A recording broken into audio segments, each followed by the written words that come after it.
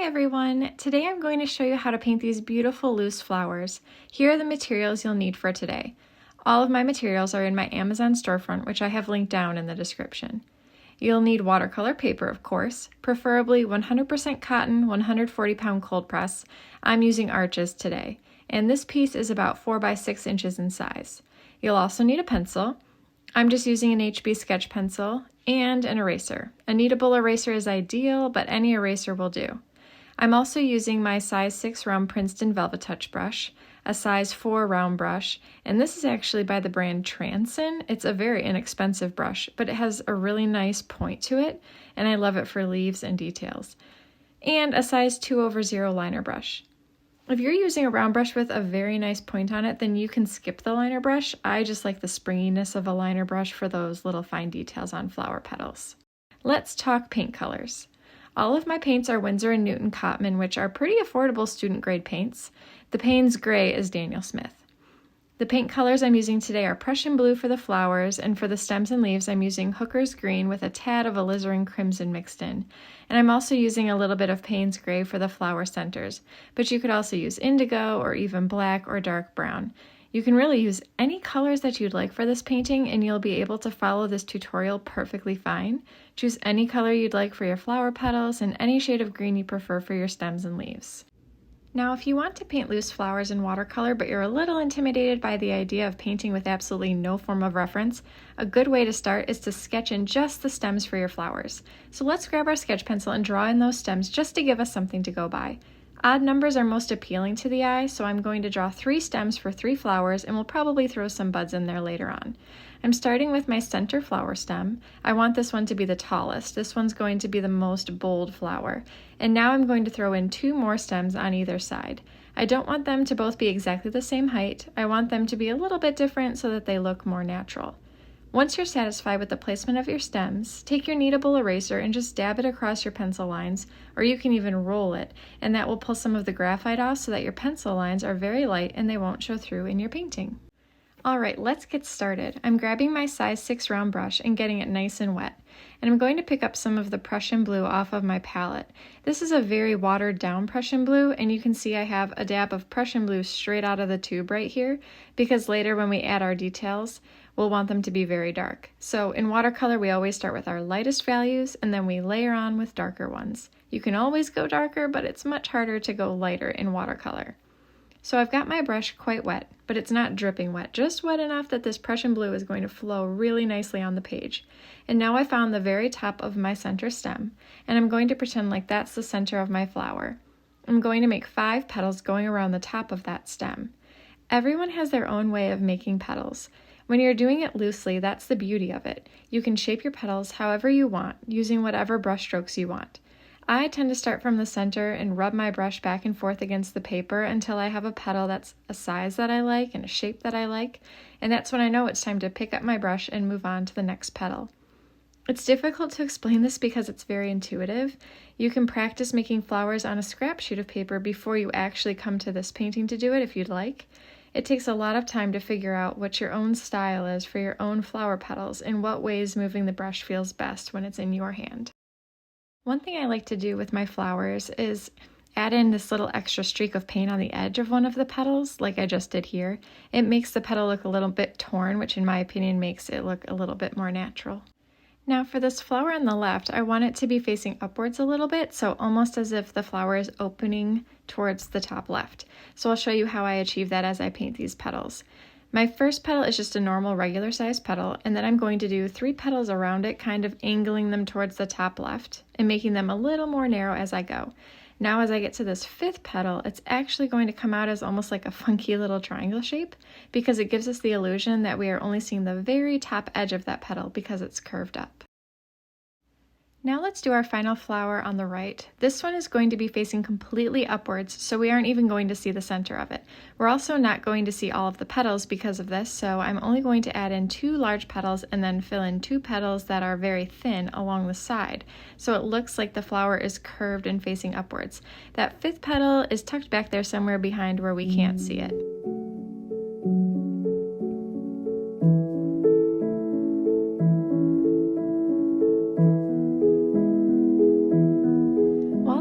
flowers are drying, let's add in our stems and leaves.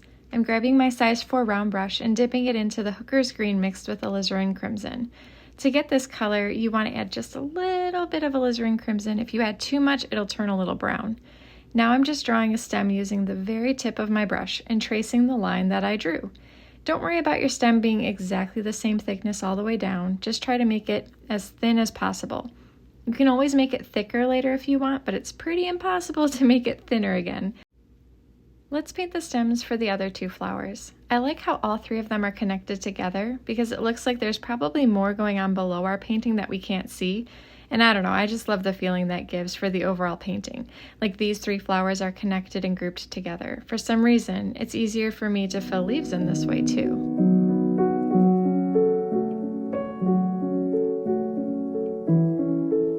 Going to continue using my size 4 round brush for leaves, and because these flowers are my made-up flowers in my mind, I'm going to choose leaves that I think will look good with this style. I'm not trying to make them super realistic. They're just loose and flowy and go with whatever my imagination wants them to be. And my imagination has decided that they're going to be like thick blades of grass, almost with a little bit of waviness to them. And this is another one of those things where you just have to follow your gut and use your eyes to see where you think leaves should go and what feels right in terms of filling in these white spaces around the stems. Some leaves are large, some leaves are small, some curve this way, some curve that way. It can be scary when you've never done it before, but once you finally let go and just go where the brush takes you, it can be extremely relaxing. So I'm just going to take these next few minutes to pop in some leaves wherever I feel like they should be.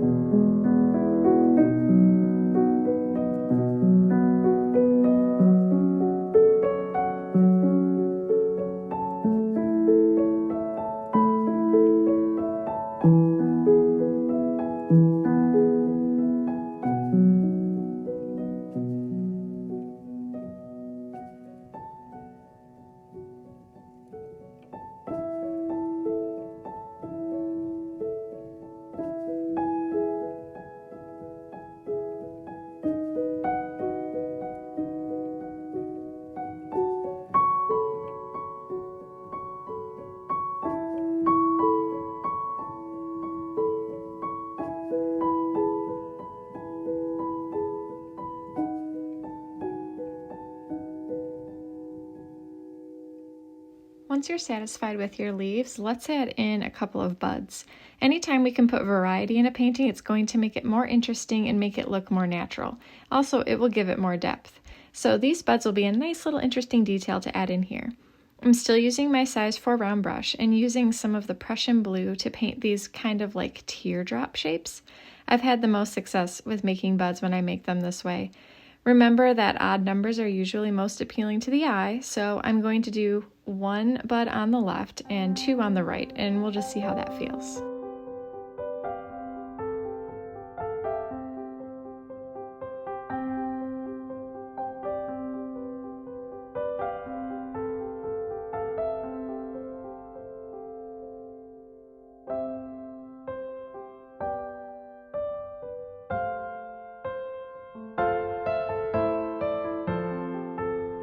I've dipped my brush back into my hooker's green with alizarin crimson to add in the stems for those buds and a few leaves. And this is the scary part because we don't have pencil lines in for these buds. So I'm really just trying to imagine with my mind where these stems would be coming from.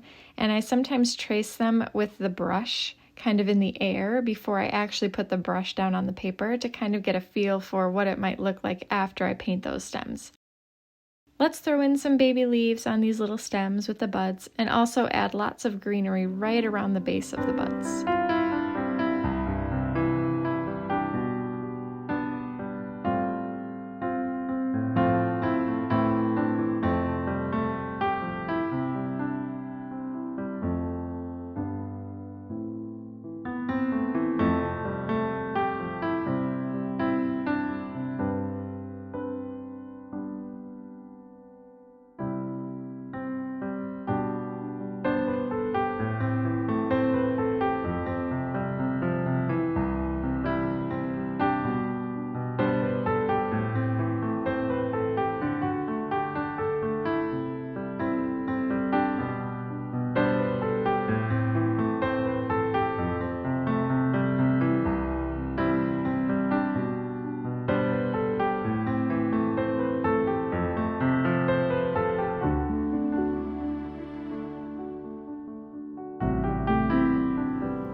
flower petals have completely dried, it's time to add details to them. This is the moment in your painting where your flowers go from flat to dimensional. This added layer of detail is so important. You'll watch the painting completely transform and see so much more depth. I'm grabbing my 2/0 liner brush and dipping it in a very dark value of the Prussian blue. In nature, the darkest parts of a flower are typically at the center and along the edges, so I'm going to take my liner brush and just start from the center of each petal and flick it outwards going across the petal, adding these little fine lines. I want the lines to be kind of random. I don't want them to all be the same length, so I'll make some curve a little, while others will be straight. Some will be long, some will be shorter. I'm going to go petal by petal and repeat this process for each one.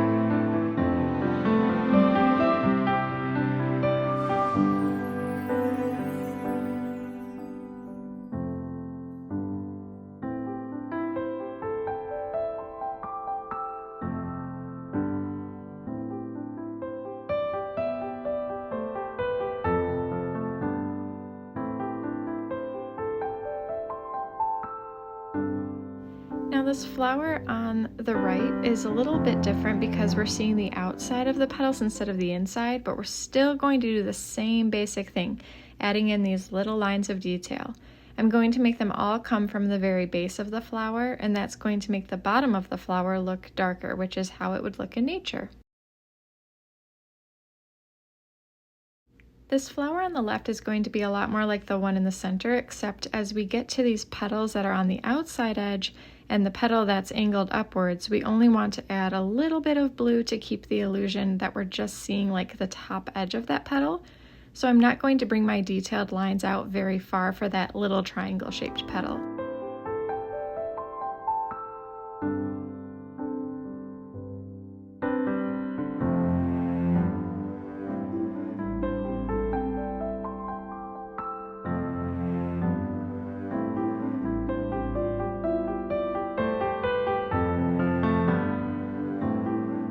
Now let's go in and just add a little bit more of that dark value of Prussian blue to our buds to give them a little bit more detail and dimension as well.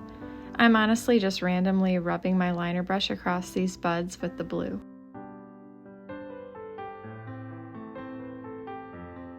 Now it's time to add details to our leaves with the size 4 round brush. Again, this takes our leaves from flat and boring to detailed and interesting. The best way to add shadows to leaves is to add a little bit of Payne's gray or indigo to the mix that you already have for your green. So here I'm grabbing a little bit of Payne's gray straight off of my palette and adding it to my Hooker's green mixed with Alizarin crimson just to darken up that color a little bit. And now I'm going to paint a line on the bottom of the leaf. If we imagine that our light is coming from the top, then the undersides of all of the leaves would be in shadow. So those are going to be the darker parts of the leaves. After I've drawn my darker line, I'm going to take my brush and rinse it, dry it, and then lightly brush it over that leaf to blend that dark strip of paint into the lighter shade. I'm going to repeat this process for every leaf. It can be time consuming, but it's so worth it. Over and over again, I'm going to clean my brush, dry my brush, and lightly blend the dark shadow into the lighter part of the leaf. Every time you see my brush move out of the view of the camera, it's because I'm dipping it in clean water and drying it before coming back and blending some more. So clean, dry, and blend is our motto for the rest of this painting. You'll also see me add in a thin dark line along the undersides of the stems. I'm going to speed up this part of the video a little bit because it's truly just the same thing over and over again, but I wanted to leave the footage in just so you could see the full process if you wanted to and if you wanted to paint your leaves along with me. While we're shading these leaves, I want to tell you more about how I made this green. Green and red are complementary colors on the color wheel, so when you add one to the other, they mute each other a little bit. If you mix them 50-50, they'll make kind of like a muddy brown color. In my opinion, Hooker's green is way too bright of a green for the natural look that I'm going for, so I know that because red is its complementary color, I can add just a little bit of that and it will tone down the brightness of the green. And this works with all colors on the color wheel. For example, there are a lot of times I want to use cadmium yellow, but it's just too bright and loud sometimes. So I'll add in a little dab of purple, its complementary color, and it will tone it down just enough that it's not too bright on the eyes.